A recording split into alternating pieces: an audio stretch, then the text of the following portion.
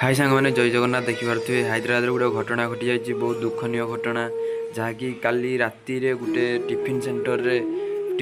बड़ tiffin centre रे गोटे बारद दुकान पाखे टिफिन सेंटर पाखे गोटे दुकानटे थिला तो से दुकान में निआं लगी जाइए सबू बारद रे निआं लगी जाइए दुकान में भी निआं लगी जाइए गाड़ी सीटी जिते भी गाड़ी थिला सबू गाड़ी भाई जली जाइए लोक भी से किसी आहत होती किसी गुरुतर होती तो अग्निशम बाहिनी आसी पहुँची निआँ को आयत्त कर भी भाई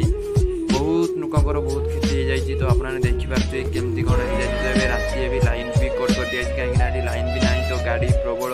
जाम हो तो लाइन भी कट कर दि जाए तो हैदराबाद में बहुत बड़ा आशा हो जाए भाई तो आपने देखिथे तो आम ओडिया भाई किए देखिथे तो जानी तो ठीक है तो मुझे देखुच आप देखते भाई गाड़ी माने केमती गाड़ी सब जली जाए भावतु लोकर कौन हो तो गाड़ी केमती जलिकी पड़ी भाई देखुथे तो लाइट ना तो देखे होनी तो एमती सुरक्षा भी ये बहुत कड़ाकड़ी तो जाई भी होनी पाखु आपने देखिपे तो जी हो भाई से देखो जय जगन्नाथ समस्ते भल था।